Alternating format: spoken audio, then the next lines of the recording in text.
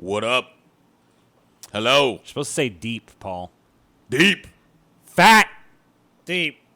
Fuck you, Scotty. Scotty fucking fumbled the You football. cock-sucking motherfucking piece Fumbled of the God. football. Combo breaker. Useless TJ. fucking shit. Combo broke your ass. Boo, Scotty. Boo, Scotty. Boo, boo, boo. Boo, says I. Boo. All I gotta say is, TJ, you're responsible for the research for this episode, so I expect a good fucking episode. Oh, yeah. And Well, if you we're could not satisfied- expect in one hand, shit in the other. See which one fiddles Well, I'm like the a fucking fuck up monkey, first, TJ. If I bitch. shit my, I'm gonna fucking fling it right at your fucking ugly fucking mug. That would be funny. If Scotty ever flung poo at you, I think that would be the pinnacle funny thing that ever happened. The in my pinnacle life. of funniness. If he ever just got so angry at you that he literally shat in his hand and flung it at you and got it on you. Oh my god. That'd be pretty awesome. I don't think anything would ever be funny again after that. What would I do? Peak funny. Yeah. Duty. Duty is the funniest thing though, isn't it? Isn't like all that like juvenile shit that you're supposed to outgrow in the second grade still the funniest shit? That's why it's called funny shit. I think it's the funniest still though. Yeah. Like all this stupid highbrow humor with all these adult setups and shit. You're just as likely to get me fucking laughing by going poopy. All right. Let's That's so true. Doo-doo jokes, dick jokes, fart jokes, queef jokes, all that bullshit. I'm going to do an experiment. Uh-huh. You're going to get a highfalutin joke? All right. So I've typed in sophisticated humor. Okay. So this is 119 best jokes and sophisticated humor. Okay, Let's just see. pick one.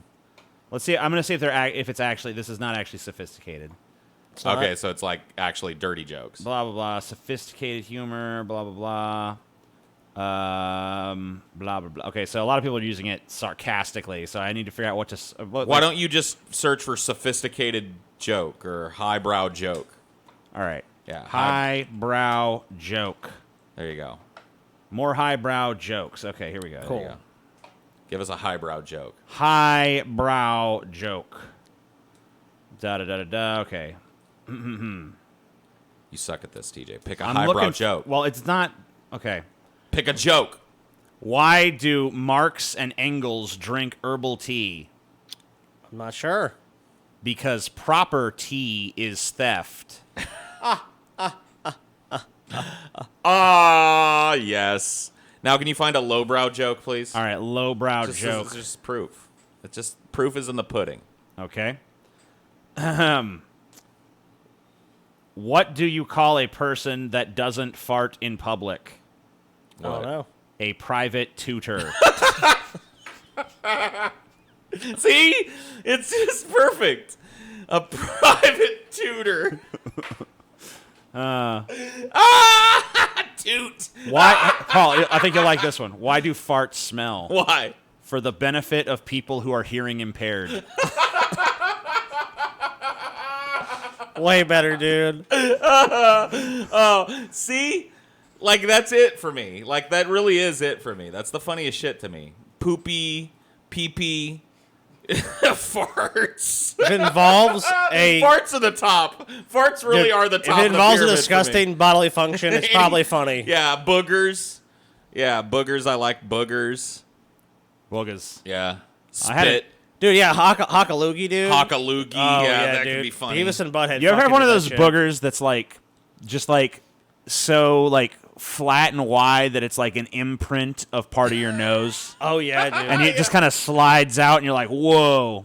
Yeah, If you're I've had a some booger pretty- that went up your nose and you pulled out was like a model, like you said, almost like a mold of the inside of your Yeah, nose. that's what I'm saying. Yeah. Oh, okay, you're talking about Like a dude, plaster cast of the inside of Yeah. the nose. Those you are know? fucking nasty, There's dude. some gangly boogers. It feels satisfying to pull it out, though. Yeah, it Oh does. yeah. I picking a big booger. There's a few things that feel better. Yeah. It's super taboo. You're just never supposed to do it. But goddamn, man, if you got a big giant boog, It is Fuck pleasing. that, dude. Oh, I'm gonna pick a boy. fucking booger. I'm not gonna fucking just have a booger in my nose for a yeah, fucking month. I'm with you. What's the biggest booger you ever picked?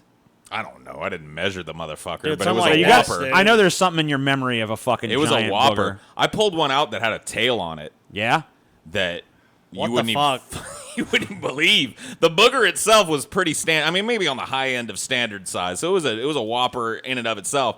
But the tail on this motherfucker, It was like a tadpole. it dragged the ground when I held it up like this. Damn.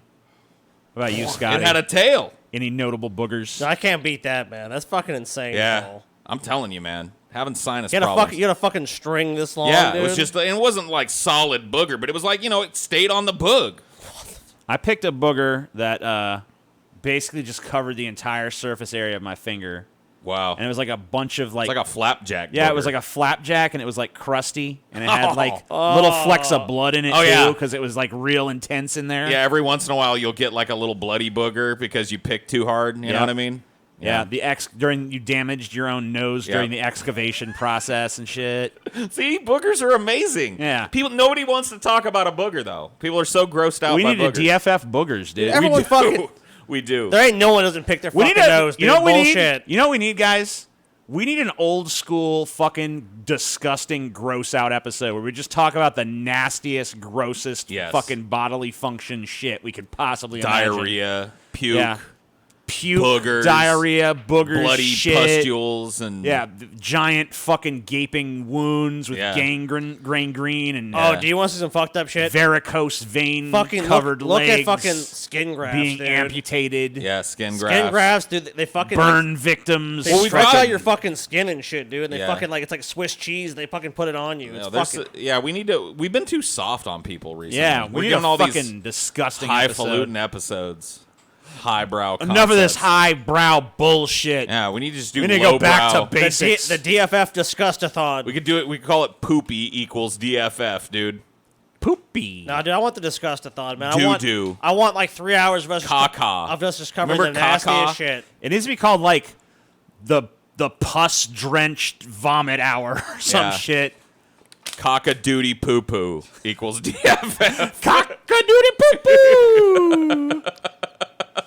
Booger cock-a-doodie poo-poo piss. The childhood regression episode. Just saying all those together makes me laugh. Dude, it's Paul's happy. just It makes me Paul's just reverting to like 5-year-old Paul. No, I just stopped. My humor developed all the way up until I was about 6, and then it just went. Yeah, And I just you're good, Paul. poop That's all poo you need We to do. good. and do jokes. It's just that's all you got to do. Just saying the words, like just the word fart, will make me laugh. Fart. Yeah, dude, it just depends on the inflection. Fart. Fuck, dude.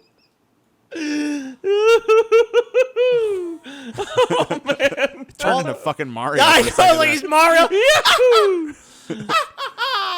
It's a me, a Paul. It's a me, Fartio. Select your sprayer. What the fuck? Princess of Toadstool, I fart right in your fucking face. I must imagine a Mario character that moves around by farting. Boom, boom, boom, boom, boom, boom, boom. You wonder why Mario can jump so high? He's fucking fart propelled, dude. Whee! Woohoo! Dude, imagine you're the. That's why he always says wahoo You know, when he Luigi. jumps. Oh, you know Cover what? the sound Maybe that's of what the fart. Luigi's special ability is. He just has that longer fart. Oh yeah, he farts in midair. He jumps and then And then the princess in the second one, she does that floater fart. She's like, yeah, she queefs. oh, she's a queefer? she queefs. Yeah. Yeah, that's why her dress kind of poofs up. Dude, her flaps flap and make her float. I travel She on glides. the wings of the queef. Dun, dun, dun, dun, dun, dun, dun, dun, dun, dun, dun, dun, dun, You'd be an idiot. Yeah, playing Peach in number 2 was actually a fucking smart move. She was the best. Yes. Well, I'm saying. dude, there was one level power. that was all Peach. That one where the bees are coming at you. It's a side scroller, and the different bees are coming. Yeah, because you can hang in the air kind of and shit. float and, over kind of so really many of them. judge your shit. It makes the whole thing easy. Luigi's jump was kind of gangly. Luigi and was difficult. horrible Oh, in it that was game. the worst one to play. And then Toad was fucking pointless. I don't know why No, the Toad fuck. was dope. You know why Toad was dope? What'd he I do? played Toad. He was the fastest digger. Oh, okay. So Toad was like bring, bring, bring. During the bonus stage, you Oh, could get that's all right. the coins. Yeah. Oh, so you just got to know the right tool for the job. Yeah, when you got a long, yeah. The only one I never really picked was Luigi. Every once in a while, I'd use him on a stage, but just to show. it was off. almost like playing in hard mode Yeah, to it pick was. Luigi. because he was slippery too. Yeah, his Yeah. jump always made you kind of like. And he like kicked as he Yeah. jumped, and it made it like it was just a weird. like it was hard like to a predict- weird unstable jump. Like you felt like you never knew he was gonna land and shit. Yeah. And if you land on the platform, sometimes you'd move off of it, so you'd die or fucking fall down. Yeah, man, fuck that. Dude, I want to play that game now. Yeah. Fucking Mario 2 is so good. Mario. I'm going to go emulate that shit tonight. Mario. What are we here to do a show about? Farts? Queefs? Farts. Pussy Queefs, farts? Pussy farts. Pussy farts. Super Mario Brothers 2. Super Mario Brothers 2 Really? and Pussy Oh, damn, I farts. thought we were doing vampires, man. But Oh, yeah. That's vampires. next week. I'm fine with Super Mario Brothers 2. All right. I wrote a little intro. So Okay. gotta get some horror music going. Oh, I like this. I like the ambiance. Afraid of the dark pole. I am. Who's that man? The pallid light of the crescent moon filters down through an ashy haze of noctilucent clouds, revealing very little to the eyes of men, only the murky shapes of the world deprived of detail and made vaguely unsettling in the simmering cauldron of your imagination. What walks through the glen towards you now is not human, however, and his keen eyes, no detail of the night is lost. He sees more by the faint light of the moon than even the sharpest human eye could see in the clarity of perfect daylight. He can see the rough bark of the gnarled trees that frame the glen.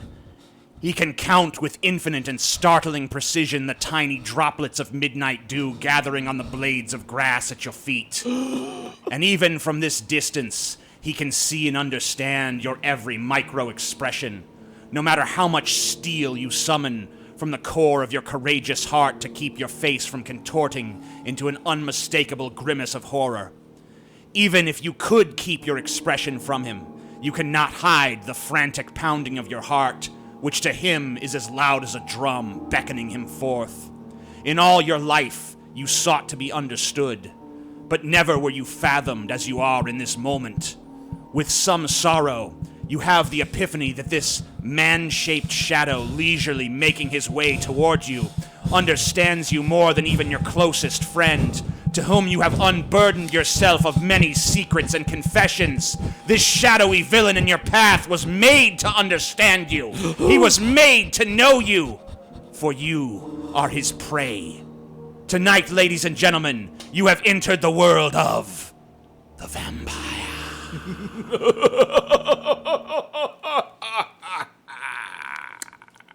There you go. That's how vampires So, laugh. TJ, we know how you think of vampires, so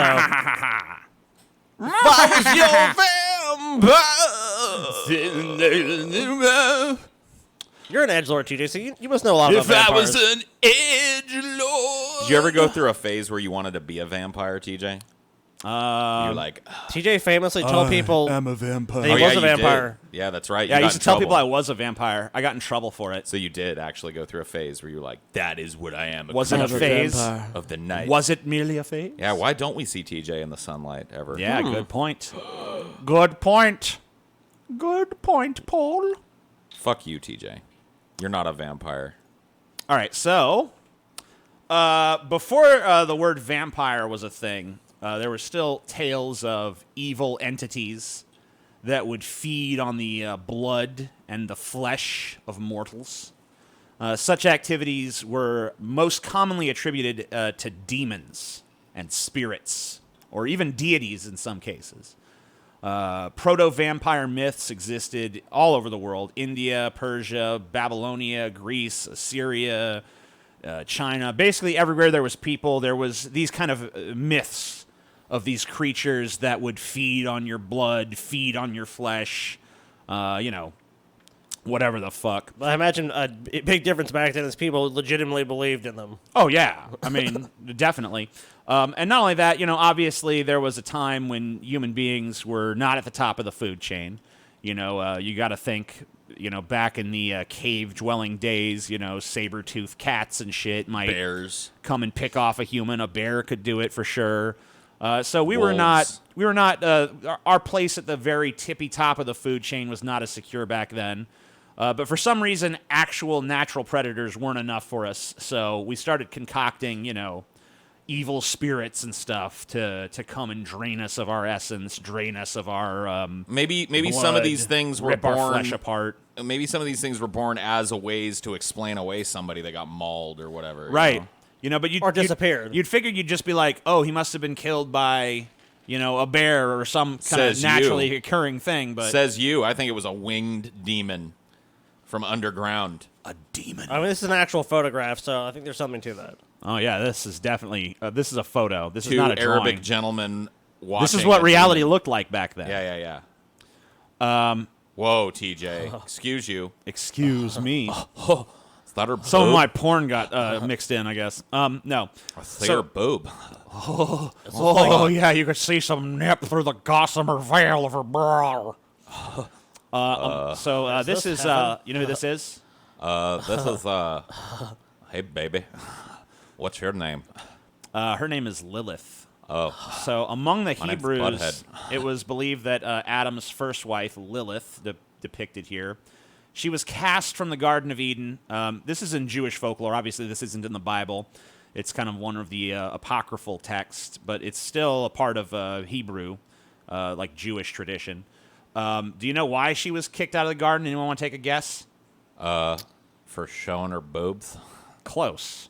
Oh. Scotty, I don't know. I've heard the story, remember? but I don't remember it. Yeah, Well- I think it was sex, right? She had sex. It was the fact that she wanted to be on top during sex. Got it. Yeah. That's she it? wanted, because she wanted to take that more, I guess, dominant position of riding Adam from on top. Now, if I was Adam, I'd have zero problem Wait a with minute. that Why did she ride Adam?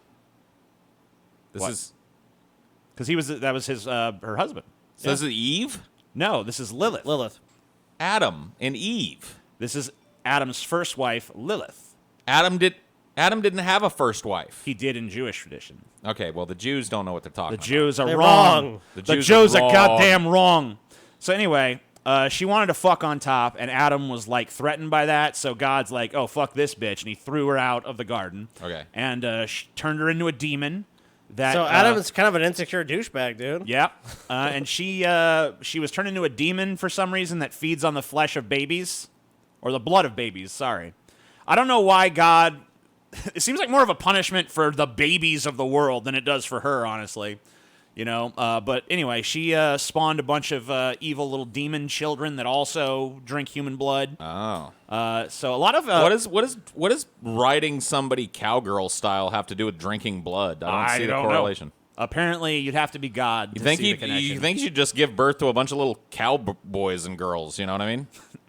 Maybe. All Well, ready not to to mention- fucking dominate their sexual partners when they So come God of age. created vampires in Jewish folklore? Well, I mean, she wasn't technically a vampire, but she's been A demon. I mean, she was a blood drinker. So, I mean, you can kind of think of her as a vampire. And in fact, a lot of vampire movies and books and stuff have traced the lineage of vampires back to Lilith.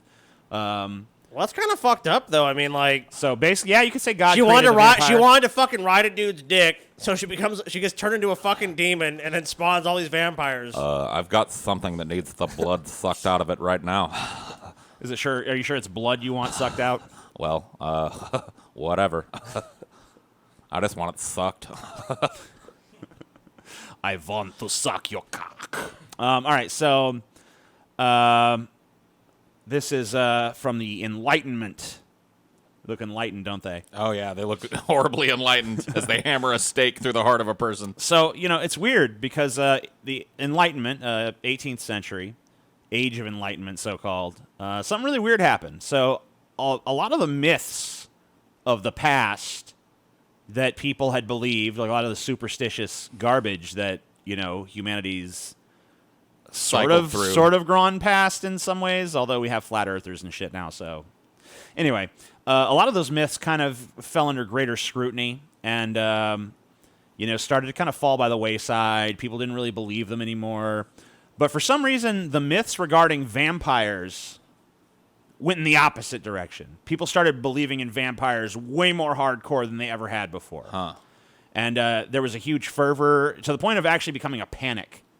Like, a lot of places actually had to outlaw digging up corpses and, you know, defiling them in this manner because it was so commonplace. Dude, better safe than sorry, though. Am I right? Right. You know, because, I mean, you can't risk that. Look, that motherfucker's dead. Stake through the heart ensures they ain't come back as a vampire. Not only that, but if they're actually dead, they won't care about the stake through the heart. Yeah, why the fuck would they give True a shit? enough. The only thing that should care if you stake it through the heart's a goddamn blood-sucking piece of Sounds shit like the vampire. vampires were just mad that people were getting onto their shit. I think we ought to still drive a stake through the heart of Just every to be goddamn sure. corpse. Just to be sure. I mean, Why not? why would you not hedge your bets? So it was widely believed throughout Europe that certain people who died violently or with unfinished business, or there's some other reasons Who we'll the go fuck over in does a have second. unfinished business when they're dead? I don't know. I mean, But it was believed they'd return from the dead, primarily to torment their loved ones and to devour their former neighbors. dude, that's fucked up, man. Cool. So if you became a vampire, should you be tormenting me for some reason? I said loved ones, Scotty. Oh, well, good point. Okay, so you'd be tormenting Chelsea, Yeah. and then you'd be fucking killing your neighbors. Yep. It's kind of fucked up, Sounds dude. pretty cool. I mean, what if your neighbors had nothing to do with your death? Like, I you don't just had a know. heart attack and died. So as a result, it was super common at this time to just, put a stake through the heart of anyone who died for good measure, Make sure they don't come back as a vampire. You gotta hedge your bets, man. All right, listen to this crazy list of shit that could make you become a vampire. Okay. So obviously, you guys know. I mean, when you think of someone becoming a vampire, A vampire bites you, you become a vampire. right? So that's the popular one, and that was one of them. But you could also become a vampire if in life you were a werewolf. Of course. So if werewolves, when they die, become so vampires? it was believed that if you were a werewolf in life and then you died, you'd become a vampire. Wow. Naturally. If you practiced sorcery in life, See, I've heard this shit before. you could become a vampire. If you were Cool. excommunicated, you could become a vampire. Wait. So You got chucked out of the church. They excommunicate people, and in this doing so, turn them into immortal fucking demons. I guess. Okay. If you committed suicide, Oh, you might Vampire. come back as a vampire. What if you committed suicide by stake through the heart, though? well, then I guess you're safe. You're safe. Dude, it's a loophole. It's a loophole, yeah. If you were an illegitimate child of parents who were illegitimate, so basically, if you were illegitimate of legitimate parents, I guess, then I mean, it's fine. But if you were the illegitimate child of illegitimate children, vampire for sure. well, the overarching idea is taking shape here. If you're anywhere outside of rigid social norms, you're probably a vampire. If you were stillborn, Oh, God. so there was like dude? little baby vampires. Yeah, like Got little nothing to do fetus with that. vampires? Yeah. If you died before you were baptized, vampire. Okay. Shit. Anyone who ate the flesh of a sheep killed by a wolf, Okay. vampire. What? What if you're fucking hungry? Yeah. Well, you better kill your own sheep because What the fuck? if that sheep was killed by a wolf, you're gonna become a vampire when you die. Sorry. I mean, that one might be rooted in a little bit of cautionary, truth. Maybe there was rabies. Yeah. and Yeah, you stuff. probably shouldn't eat a carcass of something that a wild animal is not on. If you were a seventh son, you could become a vampire. Whoa. So the seventh son in a family. Yes. Why do they hate seventh sons? I don't know. There's like a weird thing about that. If you were the child of a woman who was pregnant, who was looked upon by a vampire. So if a vampire looked at your mom while she was pregnant with you, vampire. and you die later on, you become a vampire. If a nun stepped over an unburied body, that body will become a vampire. A nun. Yes, if a nun steps over your body before you're buried, vampire. This is getting Keep me oddly, away from nuns. Yeah, this is getting oddly specific.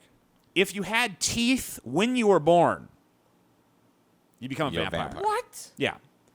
If a cat jumps on your corpse before it's buried, also vampire. Damn, that's it? So there's lots of ways to become a fucking vampire. Yeah, very oddly If specific. a cat ways. jumps on your corpse, you become a Yeah. vampire. Like, let's say that your corpse is sitting around waiting to be buried, and a cat jumps on it. It's like, fuck, he's going to be a vampire now. Yep. Get the stake. yeah, shouldn't they fucking burn you then at that point or something? If you're going to become a vampire, it's just kind of prudent at that point. They didn't really burn them too much. What they mainly did was they either staked them through the heart or chopped off the head or both. Damn, dude. Because decapitation will kill a vampire, at least in European folklore. Yeah. So why did this shit become so fucking widespread, huh? What led to this? Why did vampire myths get so out of control? So there's a lot of fucking theories about it. The main one seems to be that there was a misunderstanding amongst people about the process of decomposition. So people at the time didn't understand that bodies decompose at different rates depending on different circumstances like temperature and soil and all kinds of stuff. Of course, Humidity. and- Yeah. There's all kinds of factors that can slow down or accelerate decomposition. So basically, if they came across a body that didn't look decomposed enough to their layman eye, vampire. Their primitive 18th century moron minds were like, oh, it must be a fucking vampire. You know? Right. It was also the case that gases can cause corpses to bloat up and turn kind of dark. Yeah. Now, purple, we think of vampires today black. as being pale. Because usually that's how they're depicted. Well, in almost popular like media. good looking. That's like But in the old folklore, vampires were dark. They were red. Because the superstitious morons of the so-called fucking Enlightenment basically interpreted this as the corpse looking ruddy, plump, and well-fed. Therefore, of course, it must be rising from the grave at night to, feast on human blood. again, why don't they just destroy the corpse when they see it then? I mean, a lot of times they did. Yeah. I mean, that was their precautionary measure. Like, it was so bad that literally laws had to be passed in a lot of places to prevent them from doing it, because it's like, this is stupid. They're just So basically digging people up in the middle of the night. And Yeah, basically the people who are not retards are like, oh my god, there's no fucking vampires. This is against the law. Stop doing this. You're making everyone look like idiots. So other possible causes of the vampire myth getting so popular was like premature burial, which you see depicted here. There was stories about, people being buried alive and, scratching at their coffin lids and stuff. The dead ringers and shit, dude. Yeah, people got so paranoid about being buried alive that they would have like little ropes leading down to their like casket so they could. ding. It's probable it's probable this never happened, because there's just not enough oxygen down there for people to really live too long, and caskets are usually crushed under the weight of the dirt around them, or on top of them rather. So probably no one actually woke up in a casket. Like a really super short, scary story. Yes. That you can tell about this. Now, people might have been buried alive, but they probably weren't alive very long after being buried. It wasn't the sound of the bell denoting someone had been buried alive that startled the gravekeeper. It was, when he went to investigate, the sound of all of the bells ringing. Oh, shit. That's pretty spooky. See? 2-sentence horror story. But yeah, so there's a lot of that corpse gas we talked about earlier could actually produce movement and sounds in the casket, so it was probably more likely a case of that. Another possible cause, mysterious illnesses that people couldn't explain. Yes. Illnesses that might have mimicked death or given someone an unearthly appearance. Rabies, as we discussed earlier, possible.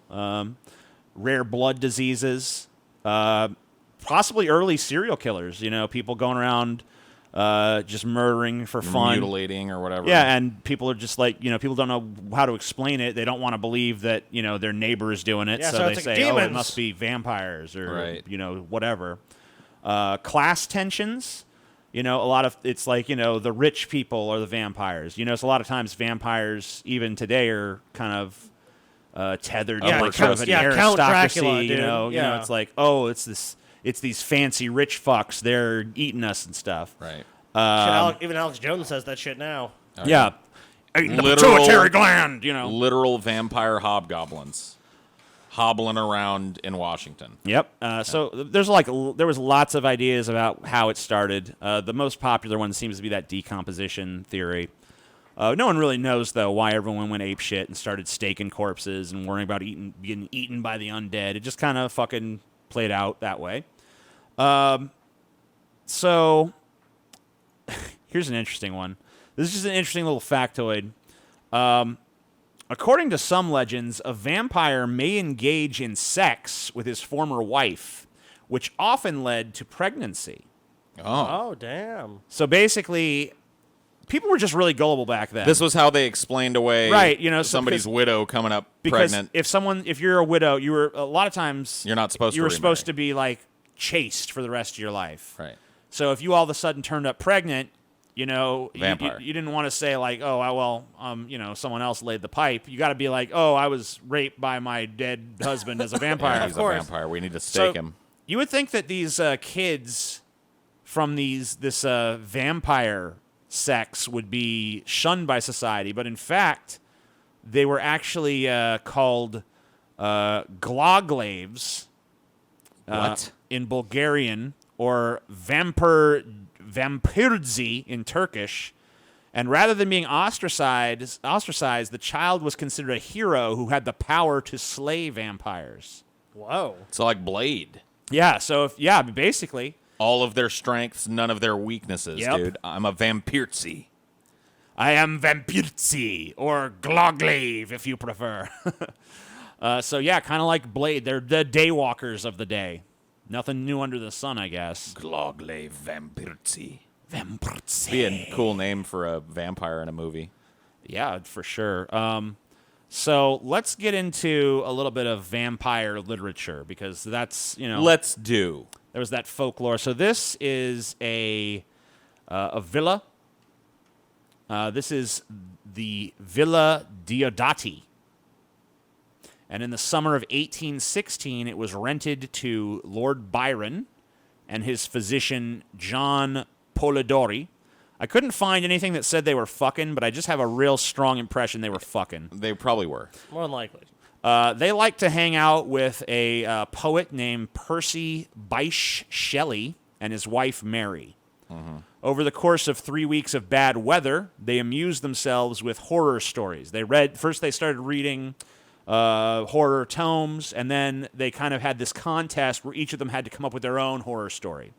And interestingly enough, 2 actually important works of fiction were generated by that. Mary Shelley, of course, wrote Frankenstein, which lives on to this day, and is probably the most famous one to come out of it. But John Polidori also wrote a story called The Vampire.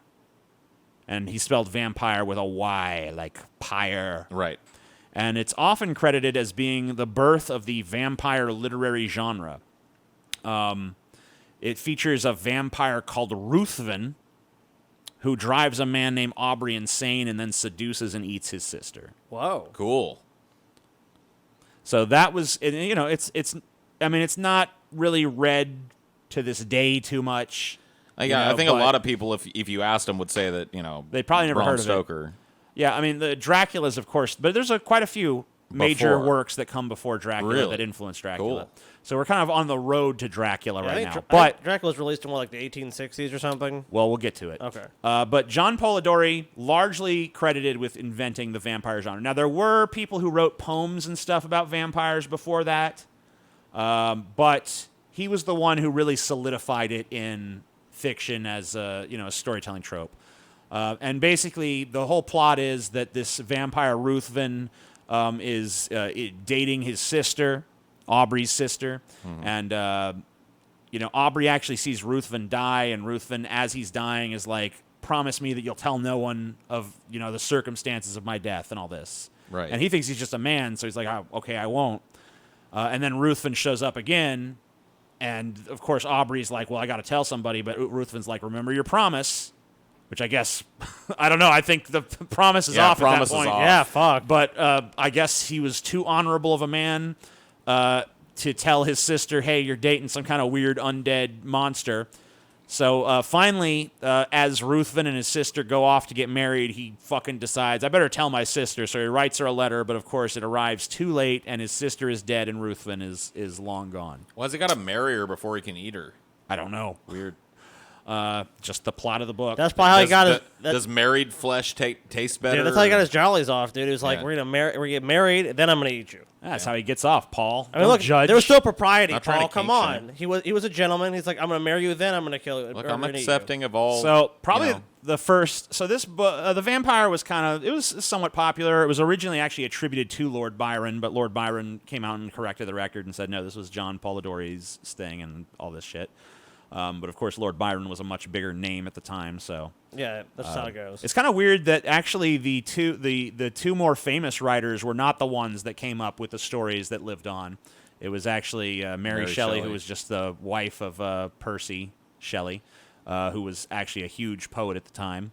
But anyway, neither here nor there. The first really popular vampire book that really captured the public imagination and got super big was called Varney the Vampire, or The Feast of Blood. Whoa. I like one of those titles way better than the other. Feast. The Feast of No, Blood. I actually like Varney the Vampire. Feast of Feast Blood. of Blood, dude.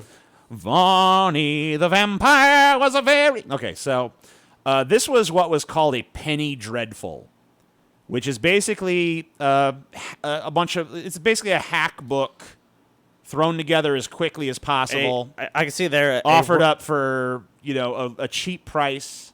It says a romance of exciting interest. So I'm getting an idea of what the story is about. So basically, this is a really long penny dreadful, though. This thing is like 663,000 words. Whoa. So it's a really, really fucking long book, unnaturally long for this genre of book. It was written by James Malcolm Reimer and Thomas Peckett Prest. Thomas Peckett Prest is also credited as creating the character Sweeney Todd. Cool. And he was a major author of penny dreadfuls back in the day. He created a lot of horrifying stuff. So he actually came up with the concept of the barber that, instead of shaving you, slits your fucking throat and puts you in a meat pie or whatever the fuck. Cool. Right.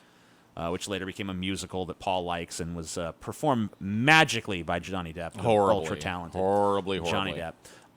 Apparently, though, this book is kind of a complete fucking mess, which, as you can imagine, these guys are not out there trying to write great fiction. They're just trying to write something that it's basically like salacious. It's like the B movie of the day, a penny dreadful.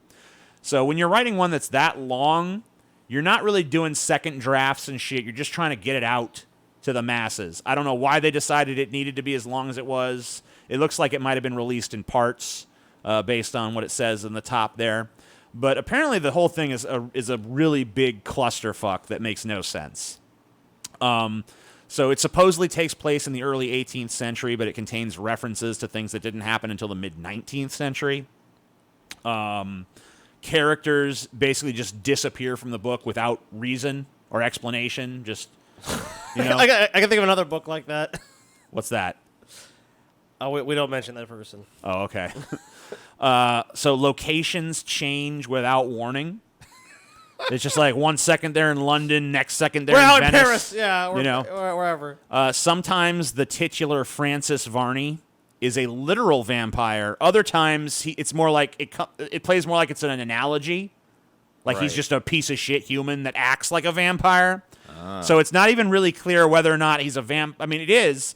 I mean, it's literally like. In some parts of the book, he's a literal vampire. In other parts of the book, he's not. Dude, it's just the schlock of its time. So it's just total schlock. It makes no fucking sense. As the book goes on, his character becomes more sympathetic, I guess probably because they were writing him for so long. Right. Until he finally pulls a Paul and throws himself into an active volcano to finally end his miserable vampiric existence. I love it. So whatever failings this book did have, it actually did solidify many of the modern aspects of the vampire. The iconic 2 vampire fangs that leave that double puncture mark. Yeah. The origin is this book. The hypnotic powers that vampires use to seduce their prey into coming to them and stuff, introduced in this book. Superhuman strength. This book. It's actually the first time a vampire was portrayed sympathetically. So he was kind of portrayed, at least towards the end of the book, as just kind of not really a monster so much as like a victim of his own condition, and he's as powerless against it as anybody. He doesn't want to be a vampire any more than anyone wants to be eaten by him as a vampire. So it was kind of interesting in that regard as well. But I don't know. Once again, not really too widely read today, but Interesting. Never heard of it. Definitely a huge influence on Dracula, by the way. A lot of the stuff in this book ended up being in Dracula. Another one that was a big influence on Dracula that predates Dracula is 1872's. This was written by an author named Joseph Sheridan LaFanu. It's called Carmilla.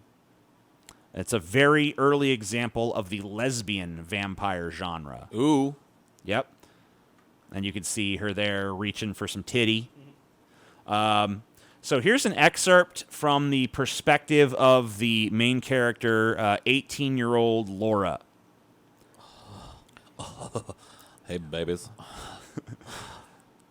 Sometimes after an hour of apathy, my strange and beautiful companion would take my hand and hold it with a fond pressure, renewed again and again, blushing softly, gazing in my face with languid and burning eyes.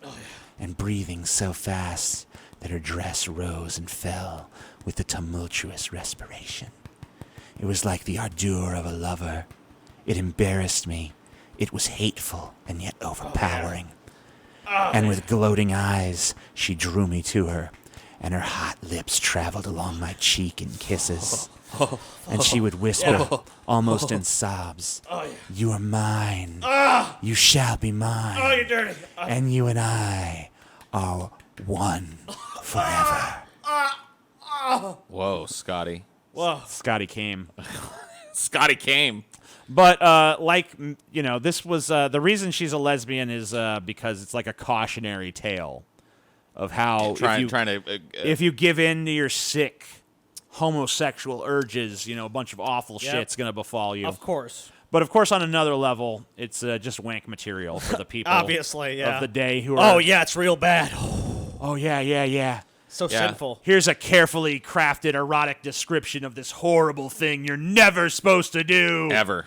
Don't do it, even though it's so dude, fucking delicious. It's like during the witch trials. Ooh, yeah, pinch my nipples. One of the big things about the witch trials is that the women would have to describe the devil's member. The witch, like, there's all kinds of court testimony where... What did the devil's member look like? It was red. It was red and 20 feet Yeah, long. it had 3 heads, so he could pleasure as many witches as possible. It's like, whoa, that sounds pretty crazy. Sweet. So basically, in pretending to be so opposed to this sexual quote-unquote perversion, they were actually playing right into it. reveling in it themselves, Of but course. through the vantage point of condemning it. That's always been the case with these fucking Puritans, no matter what era you're looking at them. The current ones. Yeah, I mean, they love the edgy shit that they claim to hate just as much as we do. And the gays are in their weird bathhouses rubbing exotic oils all over their finely tuned bodies and, Yeah. So oddly enough... They're rippling, muscly frames, undulating on top of one another disgustingly. Their beautiful bubble butt cheeks parting to reveal the beautiful pink rosebud butthole. Oh, my God. So oddly enough, or perhaps, not oddly at all, I don't know, vampires kind of continue to be a way for people to work out their sexual hang-ups or their weird obsessions or whatever. And I mean, even you can look at Twilight, it's... Twilight. Yeah, I mean, it's all about that, the whole thing where it's like, I want to eat you, but I love you, so I don't want to do it. I mean, it's obviously kind of a weird chastity metaphor, and I think the bitch who wrote it's Mormon or some shit, so it makes total sense.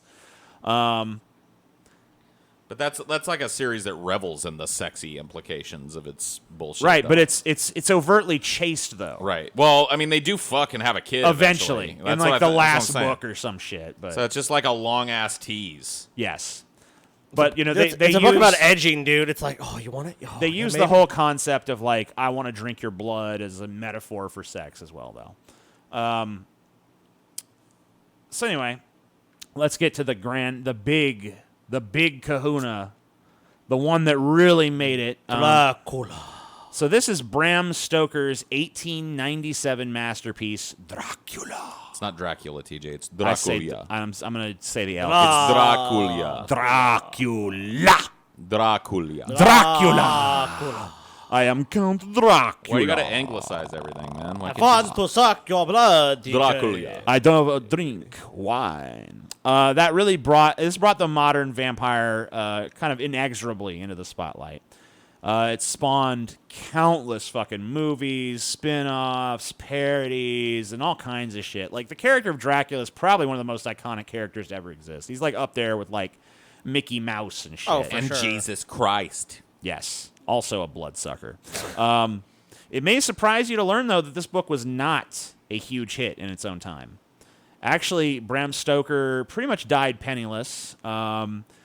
In the last years of his life, he actually put up his notes for this book up for auction, trying to make a little money, and he only made £2 or some shit off of it. No one really I bet gave they're a worth shit. a little more than that I'll now. pay £2 Oh, for definitely. I mean, and it wasn't like it was hated in its time. It was actually respected. It was critically praised, and it was a modest hit, but it didn't really make a lot of money. It wasn't the huge hit that something like, say, Varney the Vampire was. Which is ridiculous because it sounds like that's unreadable. Yeah, but it wasn't. It was. It really wasn't until the 20th century when film adaptations started coming out that it was really solidified in pop culture.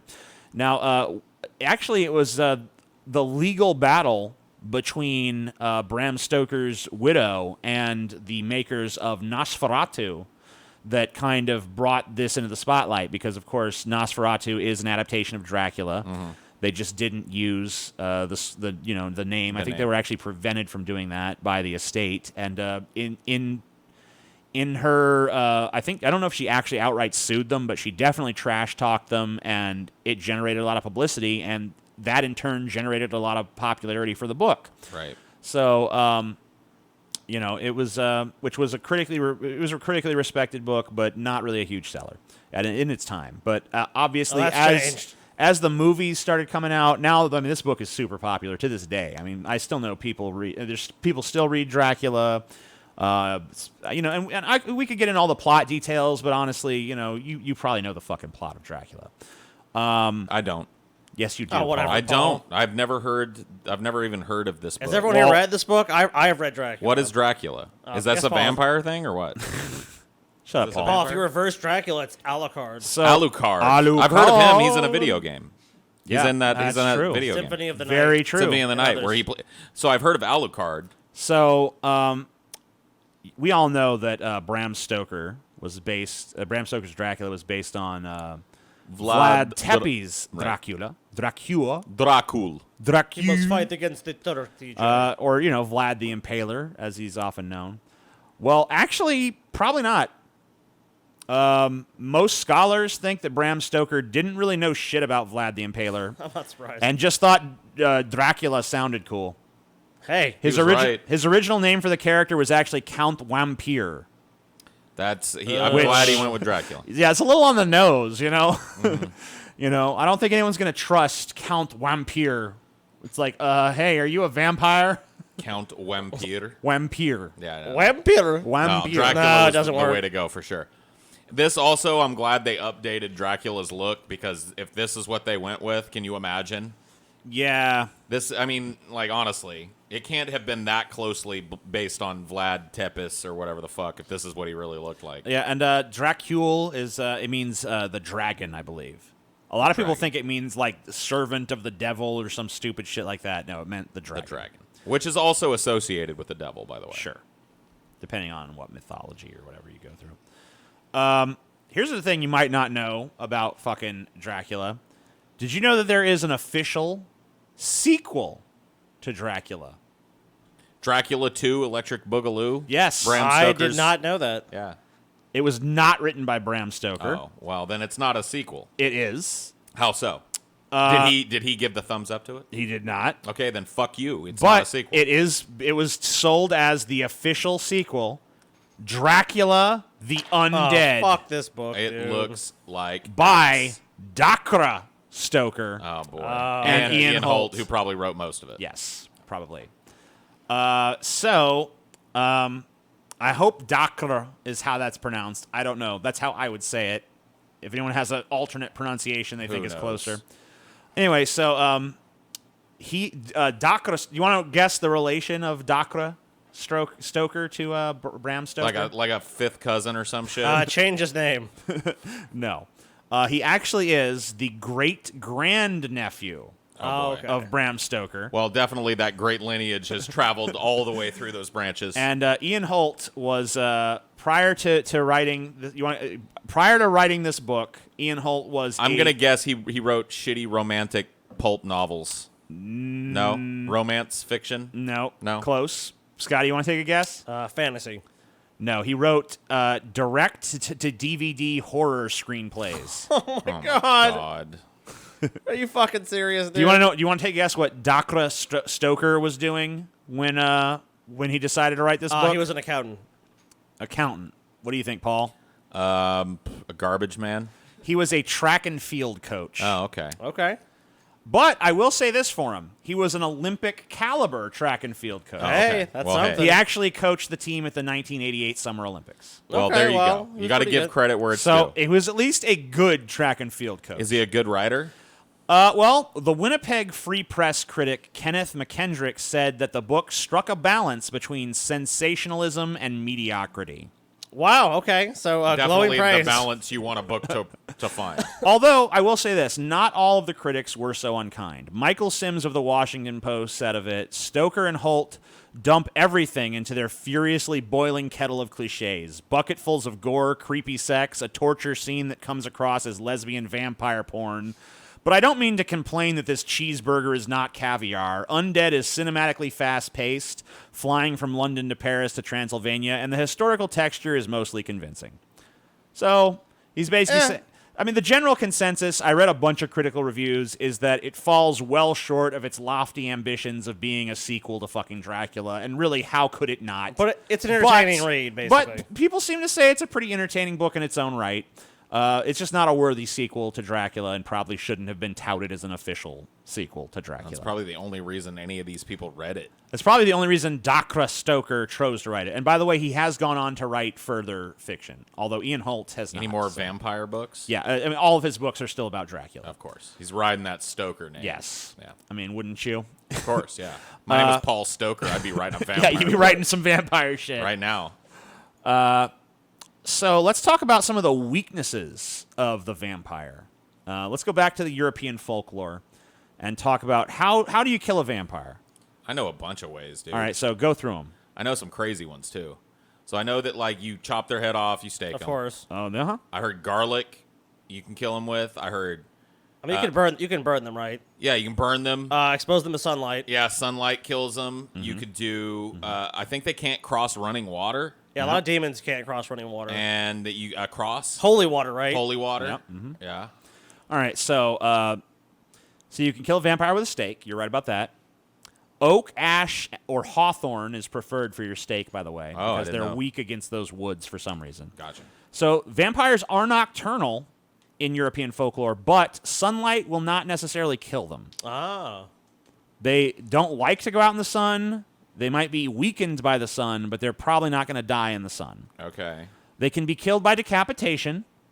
You can kill a vampire by drowning it, but once it's removed from the water, it will come back to life. Oh, So you got to shit. keep it underwater forever. Yeah. You're correct about being able to kill it with fire. Mm-hmm. Silver is kind of... There's mixed reports about that. Some say silver will kill it. Others say silver ain't going to do shit. Right. It's weak against garlic, but garlic alone is probably not going to kill it. Just kind of divert it or dry it away. Another thing that's going to weaken it, but not necessarily kill it, is holy symbols, holy water, Eucharist water, whatever the fuck. It cannot cross running water. Mm-hmm. You're right about that. It does not need an invitation to come in. That was a later contrivance of popular fiction. Although I guess folklore is just its own fiction. But, you know, if we go back to the European roots of the modern vampire... They can just bust in your house. Yeah, they can come in. They don't need your kicking your invitation. fucking door. This is the one that I found the most interesting. Arithmomania. What? Is a form of obsessive compulsion. What people used to do, this is one of the means of defending yourself from a vampire. You drop a bunch of seeds in front of your house because the vampire is so obsessive that it will start counting the seeds and become too distracted to actually come in and attack you. Oh. Okay. And this is actually the origin of the Count from Sesame Street.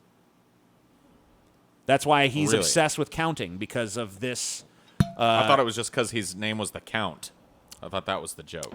Well, I'm wrong. I mean, that's part of the It's joke. that there's a deeper there's origin a deeper story origin to the story Count. to the Count. Fuck me. He has so that's why- arithmomania, as vampires tend to do. So it's a good thing Sesame Street always has him counting, dude. Because Yeah, if not, 'cause- I mean, what would we be doing? Because in between, he feeds. So let's talk a little bit more about the garlic, because it's kind of interesting. So garlic is a traditional vampire repellent. Do you ever wonder why the fuck that is? All the time.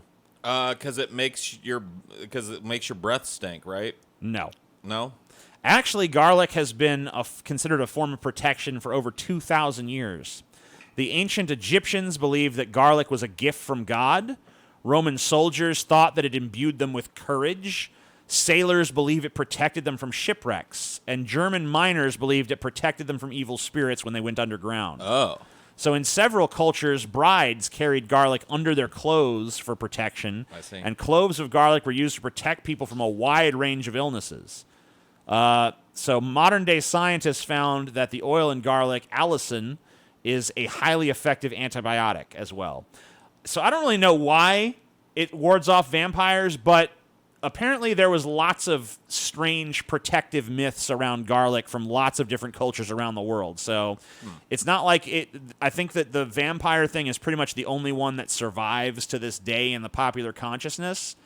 But, I mean, like, literally for thousands of years, people have relied on garlic to defend themselves from evil. A lot of people believe garlic has a bunch of health benefits. That's kind of like the new thing garlic does. It'll keep you healthy. You know what I mean? I guess some of that is true. It's got some they said it's anti-inflammatory effective antibiotic, and there's health benefits to garlic.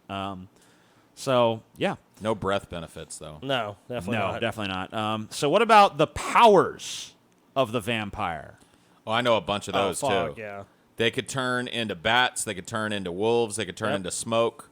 They could fly, obviously, because they can turn into bats. They're immortal. They're immortal unless you kill them in those very specific ways. Let's see. What else? They're strong as fuck. They're strong as like 5 or 6 normal men. They're fast, of course. They're super fast. I think they can like become a shadow as well. well. They have like super senses, like you said, you can hear the heartbeat of the humans they want to prey on. Super vision, super smell, super taste, super hearing. They can see in the dark. Yeah, there's a lot. We're probably missing a bunch. So here's the ones that have been attributed to vampires over the years. Okay, let's see which ones you guys got. Immortality, you guys got. Yeah. Super strength, you got. Enhanced senses. I don't think you guys mentioned, but we did. I said so, vision, smelling, taste. So enhanced hearing. speed. Yeah, we said that. Yep. Yeah. Fast healing. Oh, we didn't say that. Don't think you guys mentioned that. Flight, you did say. Shape shifting and transformation, you mentioned. Psychic abilities. Oh, didn't mention that. Didn't mention that one. Hypnotism. Yeah. Telekinesis. Pyrokinesis. That's fucking cool. Able to control wolves and rats and other nocturnal creatures. Yeah, taking control of animals, yeah. Ability to walk on walls and ceilings. Another one you guys didn't mention, Spider-Man almost. Yeah. So lots of cool powers for the vampire. And, of course, a lot of little weird series have come up with really crazy specific powers for vampires, but I didn't really want to get into stuff that's just a one-shot for this or that. The movie I featured here, Francis Ford Coppola's Dracula, it features a lot of that stuff. Oh, yeah. Yes. I mean, the walking, there's some really cool shots with Gary Oldman walking on the walls and shit. He uses fire, too. One of the cool things about Bram Stoker's Dracula, I actually saw James Rolfe over at Cinemassacre break down. He watched, like, a shit ton of different adaptations of Dracula and read the book and tried to figure out which one's the most faithful. And the Francis Ford Coppola movie is probably the second or first most faithful adaptation. I can see that. And it really doesn't take much of anything away. It actually adds a lot of stuff in. Right. And you do see Gary Oldman display a lot of these abilities: immortality, super strength, enhanced senses, enhanced speed, fast healing, flight, shape-shifting, psychic abilities, hypnosis, telekinesis, pyrokinesis. I don't know if you overtly see him control wolves and rats. It's implied. He summons children of the night, what music they make, and he starts crawling down the wall as the wolves all gather around and howl. He walks on the walls. He walks on the ceilings. Remember in the beginning when the wolves chase the cart, so he sends the wolf. So he might be. Yeah, he's probably in control of those wolves. So. Yeah, so he actually displays pretty much all of those abilities throughout the movie. Which is cool. He's so cool. I mean, this really is, to me, the best version of Dracula. He not only shapeshifts, but he takes all of those forms that we talked about. So shadow, mist, wolf, bat. Yeah. He's seen at one point, like kind of in the transitional phase between himself and a wolf. The psychic abilities was like, do not see me. Him and a bat. Yeah, he does a lot of shit. So you get to see like a werebat, a werewolf. I mean, there's a lot. Like it really goes without saying that there's a lot of cool shit in this movie, which is why it's, I think, the best remembered. And dude, Tom Waits is the crazy ass Renfield is awesome in this movie as well. Oh god, yeah. Just a great fucking movie. And you cannot forget the fucking amazing performance of Winona Ryder. Oh god. Keanu Reeves. Yeah, the two fucking blights on this otherwise brilliant movie. Anthony Hopkins is also good as Van Helsing. Yeah, he's pretty decent. I mean, he's not the best He's Van a Helsing in the little world, unfocused as Van Helsing in this. I think there could have been a cooler, more kind of iconic Van Helsing. Let's be real here. Gary Oldman makes this movie. Fuck yeah, 100%. I don't even, and a lot of people make fun of this hairdo he's got here. I fucking love it. There's a butt on his head. I love it. I know where the bastard sleeps, TJ. I'm Keanu Reeves. No, I think it's pretty one of his cool. worst roles. It definitely looks like some kind of pompous hairdo that a dude that is, 200 years old would keep to think that, it looks good or whatever. Well, the he fuck. was older than that, Well, but whatever. Yeah, at the time of this, how old was he supposed to be? 300 or 400, I think, or something I like think. that. Well, let's see. It took place in the 19th century, and I think it had his origins in the 14th The century. 14th century. What about invisibility? Remember, in this one, the chick vampires can go invisible. Right. And just like they're all rubbing him and stuff, but he can't see them. I would Yeah. assume then, he probably could. So do yeah, that. invisibility is another power. Yeah. So that's another one you could attribute to the vampire. Let's take a look at some vampire movies and just kind of discuss them. This is a ranker list. I don't know if I agree that it's the number one. Yeah, but Lost Lost Boys- Boys is fucking brilliant. I don't feel like we need to pay too much attention to the rankings, but just Yeah. like use this as a catalyst to kind of discuss. I always some of these love movies. the end line in the movie where it's like, that was always the problem with this town. Too many damn vampires. That's It's a great little yeah. button on the film. It's actually a really fun, super 80s kind of fucking action teen romp that with a big vampire thing wrapped around it. Interview with a Vampire, probably my favorite vampire movie. It's on good really movie. good. It's hard to pick another one. It's probably, if Tom Cruise ever deserved to win an Academy Award, it's probably for yeah, Interview with the yeah, Vampire, he's great. which he That's- didn't win, by the way. I don't even think he was nominated, but he should have been. He was fucking awesome, and I think we've discussed it before how like there was a lot of doubt about him going into that role, and a lot of people, a lot of naysayers. Yeah, I mean, I feel including Mary, what's her name, the lady Yeah. that wrote it. and she And Rice. she And made Rice, a big public retraction of that. Is like, okay, I was wrong. It was fantastic. It's another example of a movie where every supporting character that has any kind of screen time is super memorable and super interesting. It's really well paced, It really did well the novel written. justice. It's one of the rare movies that I like that is just absolutely riddled with voiceover. It is so hard to have voiceover in a film, and especially as much as it appears in Interview, and have it be good. And Brad Pitt is actually really brilliant. Yeah, I mean, Kirsten Dunst is a child actress, and that really Oh, pulls man. off a performance way more mature than you would think she would be able to. 100%. You absolutely look at that, and that's why I criticize child actors so much, is because there are kids out there that are capable of turning out fully adult, or at least as close as you can get to it, performances, like in terms of depth and obviously the knowledge. She was young when she did it. How old was she? 10, 11, something like Yeah, that? very She young. was somewhere around there. And she had a real fucking understanding of that character. Yes. She knew, she had to act more mature than she was because she's supposed to be 100 She wasn't years just a old. throwaway character. Right. She actually added something to the story, for sure. So, pretty amazing movie all around. We've already kind of talked a little about Bram Stoker's Dracula. So, if Bram Stoker's Dracula is the high-end mint parfait on the menu, Underworld is the greasy cheeseburger. Yes. yeah, I mean, I like it. Underworld's not a terrible movie, at least from what I remember. But it's I like them all, you know, kind of. But the first one, especially. I mean, there's not a movie on this screen right now that I would turn my nose up at. No. From Dusk Till Dawn, you guys remember how they marketed it as just a don't. heist movie? Yeah. Oh, did they? Oh, yeah. Yeah, dude. They were so smart to not reveal the vampire twist because it happens at such a weird point in this movie, too. It's like halfway through the movie, it suddenly becomes a vampire movie. And I went and saw this movie with my mom, interestingly enough, expecting like it to be like a gritty kind of Tarantino-esque heist movie because that's how they literally mention nothing about vampires in the initial trailers for this film. In fact, you might be able to find Oh, yeah, one. and then that bar scene where she does the dance, and it's like, oh, they're all vampires now. Yeah.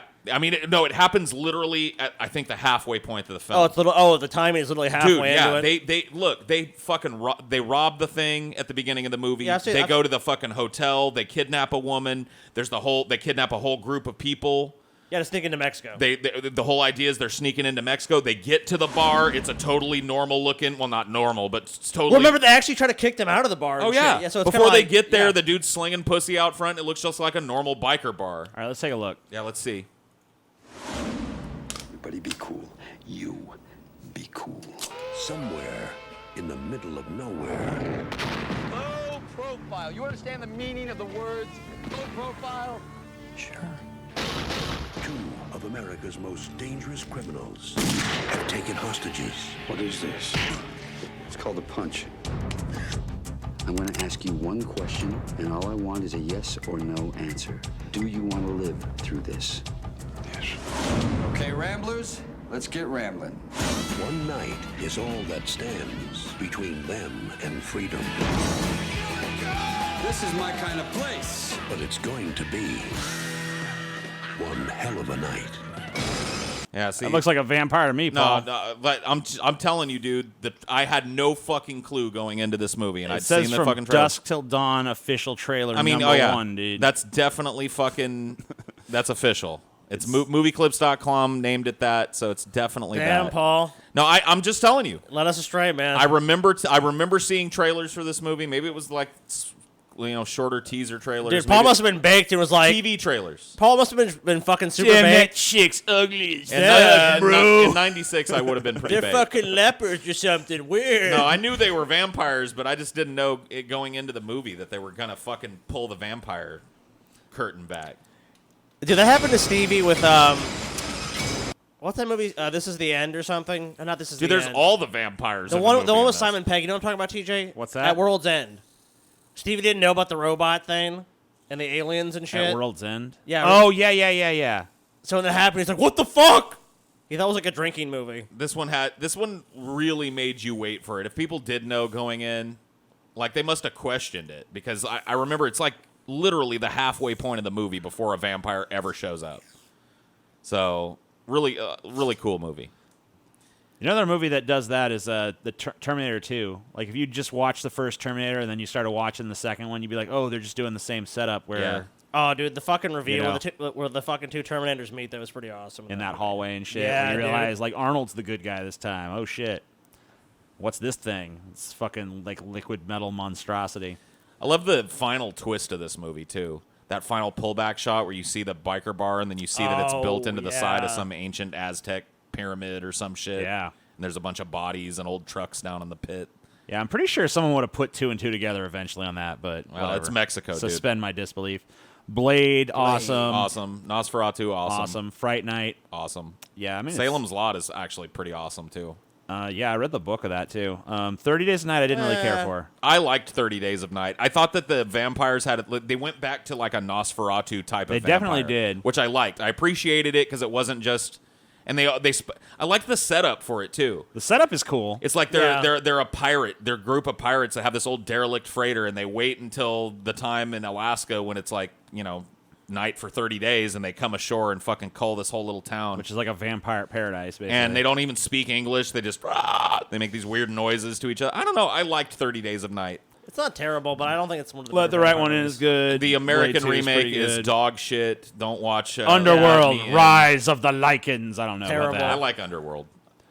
Near Dark. I've not seen it. I don't think I know that one. I might have seen it, but I can't remember it. So Vampires, not that great. no, the James, Starting to get into that we're starting to James get into the Earl. dog shit now. Let Me In, booty. Daybreakers, booty. Dracula Untold, I haven't Terrible. seen. Buffy the Vampire Slayer, no thank you. Dark Shadows Haven't of seen Giant. No. All I had to do was look at I've his seen. makeup. I've and unfortunately seen Dracula 2000. I have too. That's It's horrible. Pretty That's bad. awful. The remake of Fright Night is actually pretty fucking I good. didn't. I mean, like it liked looks like it. I I didn't didn't love know. it, but I I liked thought it it. was pretty fucking good as far as these dumb remakes go. Yeah, it tried to be a different kind of movie, which I Yeah, appreciated. it didn't just try to fucking be. Oh, we're gonna do the same fucking. Yeah. thing. It was not as comedic as the '80s one is. It went for a real strong. I thought horror fucking vibe. Colin Farrell was pretty fucking scary in that movie. Yeah, I Whatever. thought so too. Yeah, that was really good. Blade Trinity Trinity sucked. fucking sucks. What do you guys think about Shadow of the Vampire? I mean, It was a mixed bag for me. I really like that movie, but I'm a super fucking fan of Nosferatu, so I really loved I appreciated how it wasn't just a docudrama. yeah. I appreciated how it inserted the idea that Max Schreck was a real fucking vampire Yeah. and kind of told the story of the making of the movie with its own vampire thing. I don't know. I really like it. Yeah. I'm a sucker for vampire films, though. There's a lot of movies on there. Like all of the fucking Underworld movies, even the ones that suck, like Rise of the Lycans, I like them. you like those ones, dude? Yeah, Subspecies. Oh, Go back up a little bit, TJ. Really? Anybody that likes schlocky vampire movies, this is actually This one here? Subspecies. Yeah. They made 3 or 4 of them.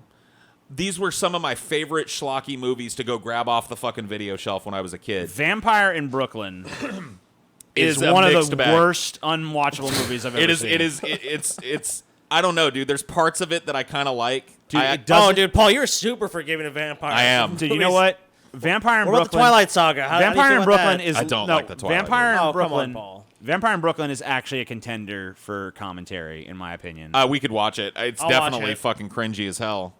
It is. It's really I've really never weird. seen it. I've stayed away. So. I appreciate it for its weirdness. I Dude, think that's it's- what I forgive about it. You know, it is the most. I have to say, in terms of tonally inconsistent, Yes.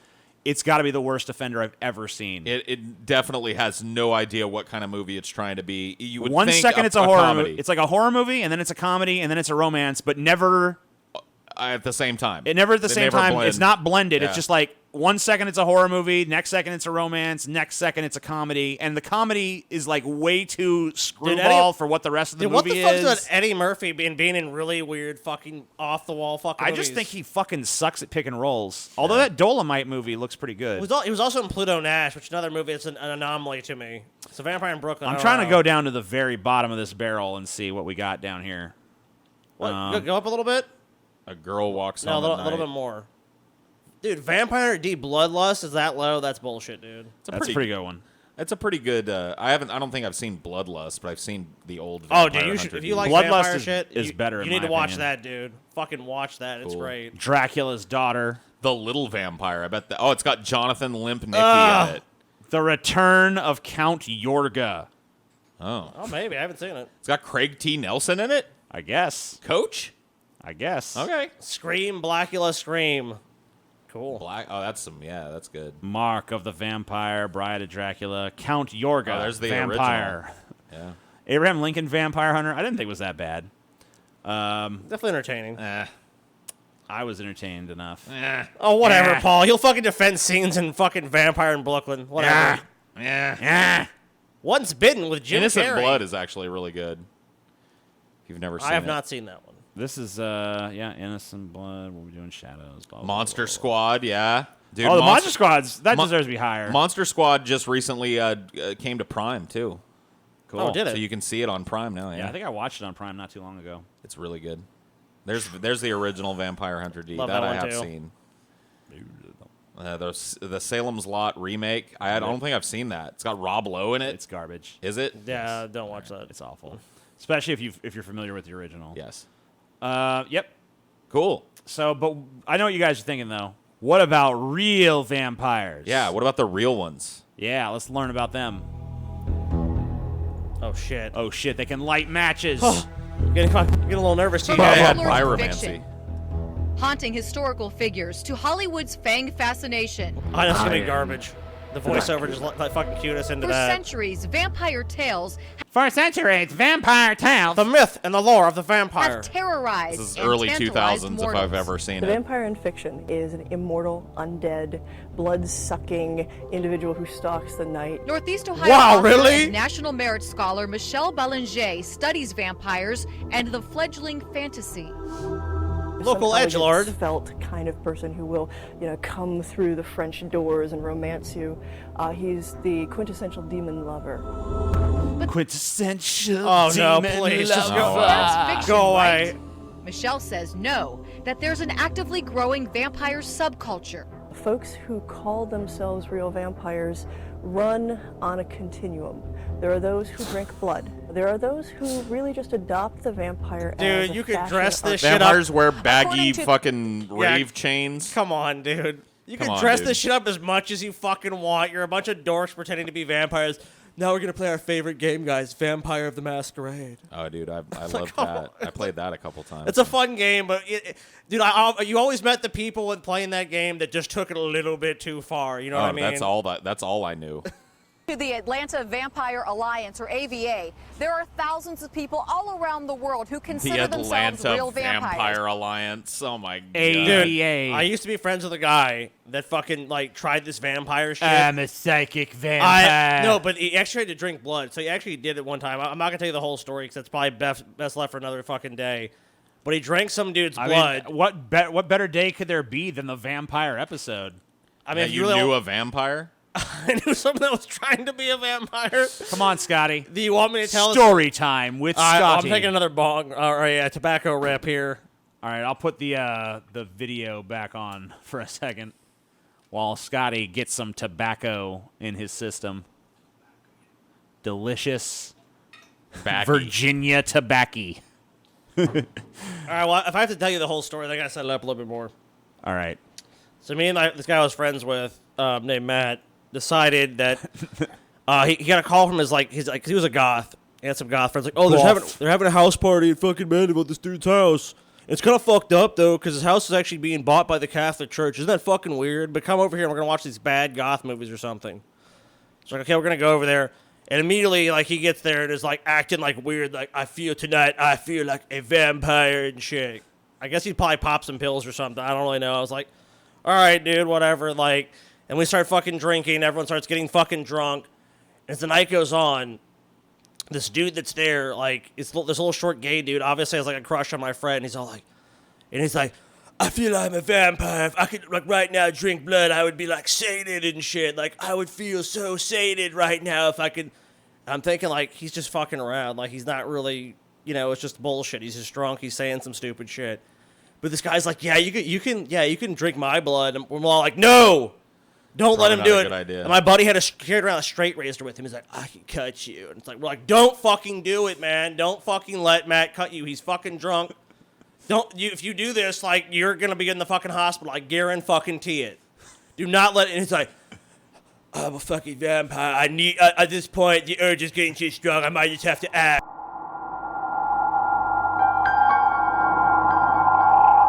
So everyone's saying this is a bad idea, Yes. but Matt and this other dude are getting into this vampire shit. This is going to become a sacred ritual. I must act. So the dude, against the advice of 7 other people, was like, I will allow this to happen. So we're like, I'm going to watch if it's going to happen. I mean, of course, at that point, I have to fucking watch. Why not? So he pulls out a straight razor and he makes this massive cut, not going along, but going across. And he starts bleeding fucking profusely. Across what? Where'd he cut him? I'm sorry. Across his fucking ankle. Across his ankle? Yes. What a weird place to do it. His ankle, maybe a little bit, his calf region. And it's fucking deep, and he's bleeding like fucking crazy. So how deep is this cut? Pretty fucking deep, like an inch. Probably a couple inches across, and fairly deep. Like if you cut yourself really bad shaving, I'd say it was akin to that. Okay. And he gets over him, and he's going, "Oh my god, yes." I'm not even joking you. These noises are not adding fucking sauce to the story.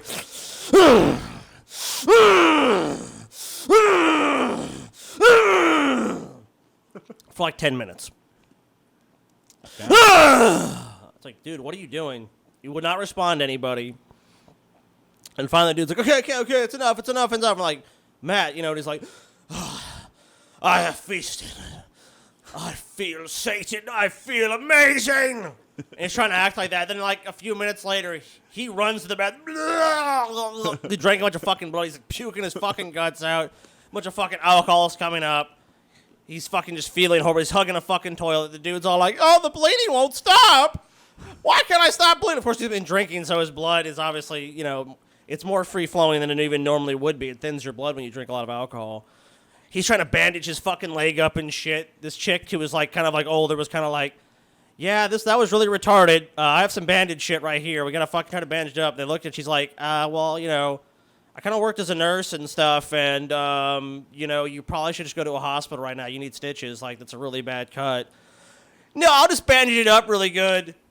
So Matt ends up getting so fucking drunk, even after that he ends up pulling out a katana and yelling at people he's a vampire and is going to kill them while attacking a bamboo tree. And what's the point? They're like, you have to leave this fucking party. You're insane. You're not a vampire. Why do you have a katana in the back of your trunk? Get the fuck out of here. I end up having to drive him a block. He's saying that we need to murder everyone in the house. He's like, I'm a vampire. We'll get away with it. We'll live in Mexico. It's going to be all fine. Mexico. That's where all vampires He's like, go. look, we'll kill them all. I'm not going to kill you. But I'm going to go to the store. I'm going to kill him. I'm going to kill him. I'm going to eat him. I'm going to drink your fucking blood. I'm a fucking vampire. I'm just like, let's just fucking leave. Sounds like a dude I would party with once. Yeah, let's just fucking leave. So we end up driving a block, and he's all like, fuck them, I'm a vampire. I can drive back just fine. All right, get the fuck out there. And I just let him fucking drive. Wow. It was his car. I'm like, dude, I'll let you fucking, I don't even care what happens at this point. At least we left the party where you threatened to kill and drink everyone's blood. I later found out when he sobered up that the dude who let him drink the blood from his leg actually ended up in the ER. He woke up bleeding, blood all over his bed, had to go to the ER, transported by ambulance, letting the dumbass dude drink his fucking blood like a vampire. Great. So that was the story. Sounds great. I can see why these vampire societies have cropped up everywhere. It sounds So that's the kind of mentality of the people you're dealing with, if you're just wondering. Cool. Yeah, I love power. Can we have a screen, or are we just going to look at Ash and the Evil Dead here? Which I'm fine with that. I didn't Come know on, you didn't TJ. have a screen. You never do. You never do, Did TJ. you not have a screen the whole episode? No, we just No. just after the Transformer blew. Transformers blowing the fuck up. Well, it was a close-up of Scotty. But I guess that's pretty much a good episode length. I do have one more fact about vampires, though, Sure. that I need to convey to you guys. Do you really? Yes. You need to. Yeah. You must. I have to get over and buy you first, though. Okay. What is it? I am one!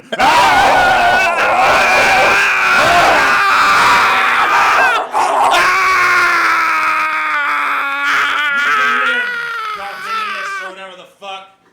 Thank God. Woo! Oh, dude, I feel awesome. Yeah, you're immortal now.